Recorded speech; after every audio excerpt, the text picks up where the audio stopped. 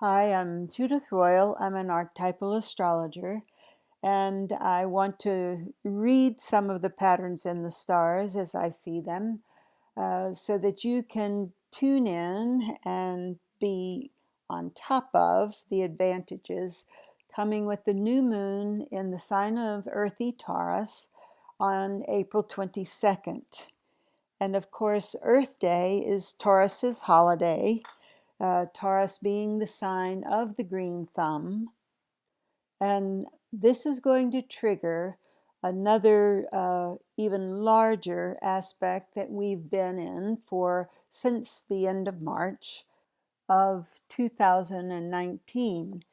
And that is when the 7-year itch guy, that is Uranus, the god of lightning and also thunder, went into the sign of Taurus, and he will be there for 7 years.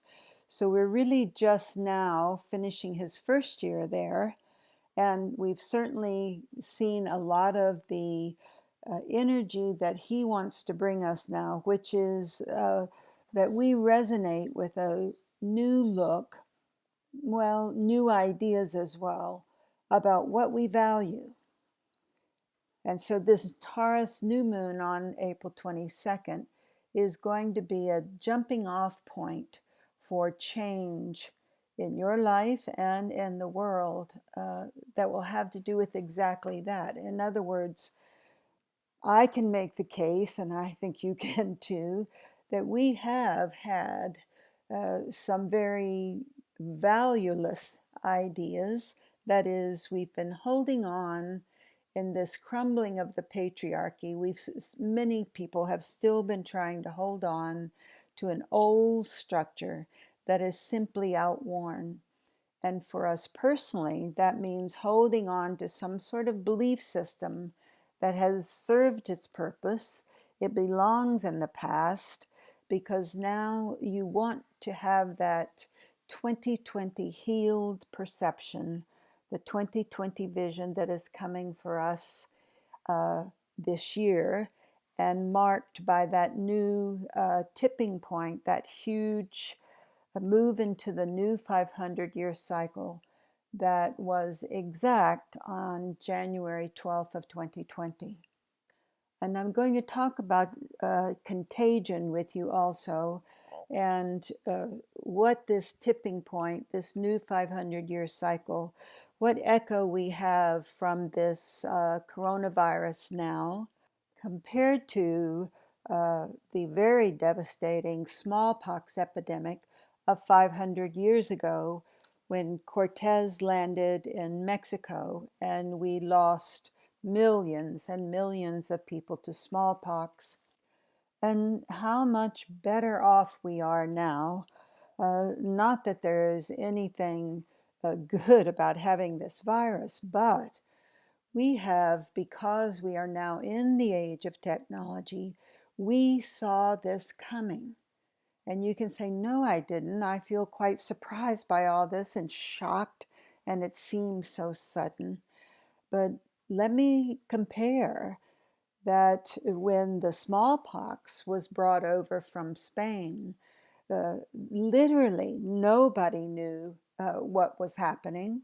There was no communication, of course. Like Cortez couldn't call up back to Spain and say, hey, let me show you on my camera what this looks like so you can tell me what kind of disease I have brought. I mean, there was nothing really.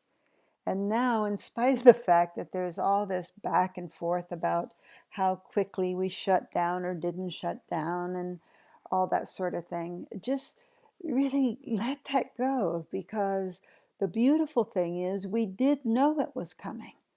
And maybe we didn't do the things perfect, we never do. And maybe we should have done something faster, we should have done another thing slower.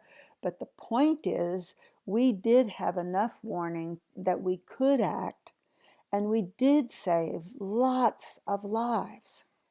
And at first, I'll confess, I thought, wow, we got so many warnings around 2003 after the SARS epidemic and so forth. Beautiful, brilliant scientists and mathematicians gave us a lot of information about how we could do better and how we could prepare for the next pandemic.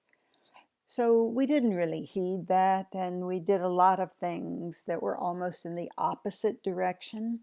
And so often, because we are so fond of living in the past, tongue in cheek there, we push our own selves to the point of a radical revolution, a radical rebellion.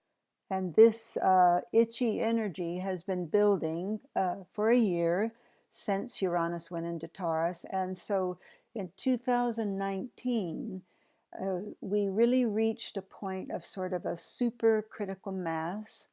We had this huge determination and deliberate actions aimed at acknowledging what's true.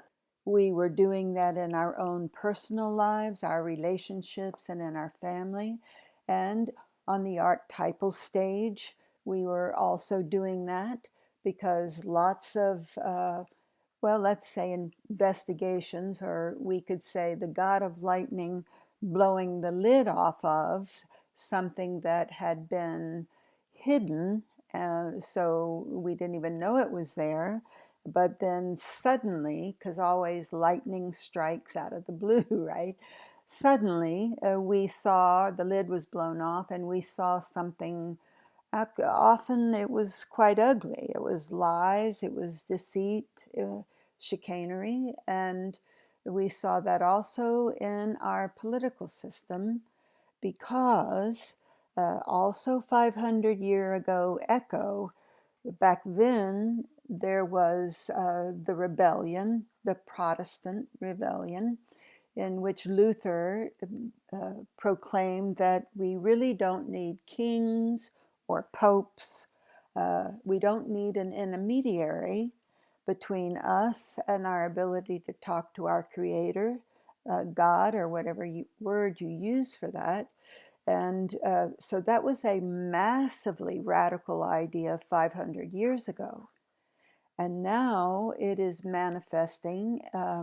It's a full cycle because the universe, of course, is very orderly.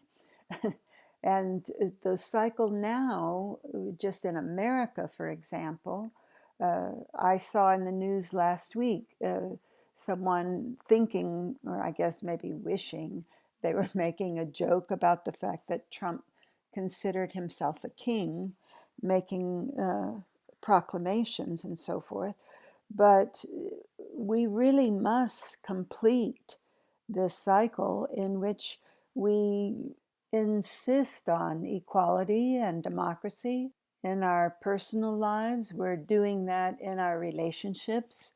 We're doing that in equality among the sexes and the equality among races and cultures that we are still fighting for. So our resistance and our delay in actualizing those things has been costing us our freedoms, right? So perhaps in our collective consciousness, we're fed up. We have been impatient with what we see in all the racism and the democracy apparently failing, that this tipping point occurring, we perhaps in our collective consciousness can see through contagion, the word contagion, but through the contagious virus. Again, not to say there's anything good about a virus, but we can use it to shift our perception. We can use it to see things differently. Because being sheltered in, isn't it true, you have more time to stop and think? Isn't it true that one part of the virus has given us the gift of stopping? All of us, all at once. Think of that, it's really quite a miracle. Both literally and metaphorically, the air has cleared. And I see it and hear it with all of you too, that we have become willing to look with very direct, clear vision into the eye of truth, even when that truth is hard to face, is hard to swallow, seems almost impossible to assimilate into the kind of world that we know we really want. There is, at the same time, so much beauty and love showing itself on a large scale than what we had before this contagion. I was joking with a friend. We were looking at this beautiful concert, One World Together.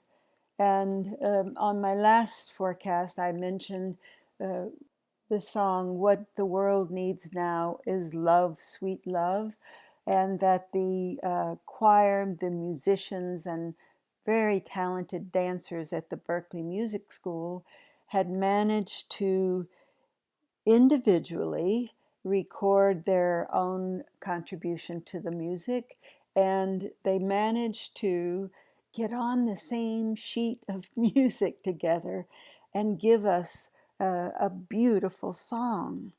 And so I think that is exactly what the energy is around us, the force in the universe right now is saying, look, we can use this time of sheltered in, this time where we get to stop and give our individual contributions to the world, and that we too can get on a beautiful same sheet of music, the joy of which is a contagion we all love to share in a happy, joyous song, in that way that music can transcend even language. Everyone can hum along, even if they don't know the words, such that the contagion of that kind of joy and that kind of sharing can unite the world and literally bring in this age of avatars in which each of us light our candle until there is this critical mass, this wonderful contagion that is the contagion of light. We see and we look for the good that is in everyone's heart, that spark, no matter how big the flame or small the ember. We've definitely reached the kindling temperature. Look at all the beauty. I had a friend yesterday, and she was talking to me about how she wanted to help and volunteer during this tragedy with the COVID-19. And she was seeking out to volunteer her time for nursing homes or disabled people who were relying on Meals on Wheels. And really with amusement, but also incredible delight, she told me that the number of people volunteering to help was so large that it had exceeded the ability of the Meals on Wheels personnel to organize it and coordinate it. And they now have like a waiting list of people waiting to help. So perhaps we've needed the inequalities, the disparities economically to, well, heat up, reach some sort of boiling point here in which, that's when, for example, there can be an abrupt change, as when a liquid is heated to the boiling point and is transformed into a gas. There is literally the change, the metamorphosis suddenly occurring, just like we have had with this initiation into the new 500-year cycle, came much more abruptly than I ever imagined. Yet I can see that the benevolence of love itself, of the force, the power of love, could look at what was happening in our world and say, it would not be kinder to let the changes, the transition, just sort of roll along slowly, because that would just be more and more agony. And we might have done what those in the famous frog experiment, where putting a frog into a cold pot of water and gradually turning up the heat, the frog will adapt itself to death. And don't you think we have adapted ourselves to many things, that if it were suddenly thrust upon us, as for example this virus has been, we would absolutely say, no way, let's immediately mobilize and do something and stop this. And so the archetype of the god of lightning is exactly what we need. We need that sudden shift in our perception from fear to love, so that we open our eyes. We look right at the truths we would rather not see. Like from my perspective, there was all this data that the elderly are dying at a higher rate than the young with this virus. And there are many stories of nursing homes, for example, in which every single person, elderly person in there, died one by one by one. And we look at that as though, well, the elderly are more susceptible to the disease, which is certainly true. But the bigger truth is, if we weren't warehousing our elderly in really boxes where any germ, any bacteria is easily shared. And likewise, we've seen it with the prisons, the overcrowded conditions in which having 6 feet of space between you would be impossible.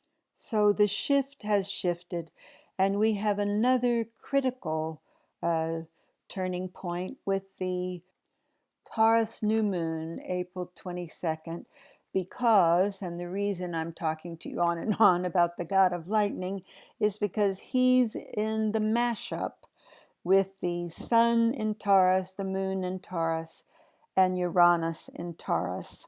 And they are carrying with them a very uncomfortable inner tension. That's what forces us into turning points.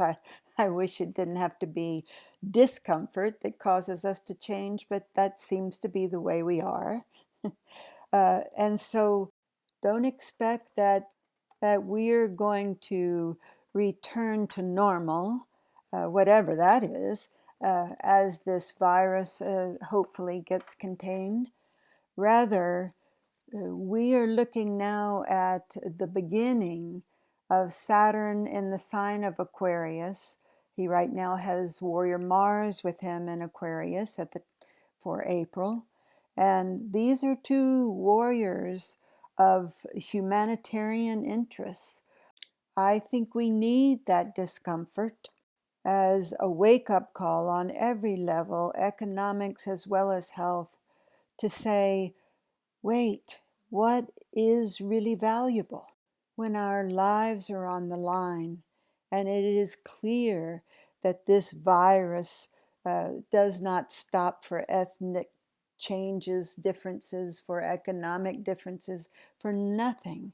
We are all equally vulnerable. And something like medical supplies is suddenly of much higher economic value because we are seeing things differently. Leonardo da Vinci said, "I have been impressed with the urgency of doing. Knowing is not enough, we must apply. Being willing is not enough, we must do."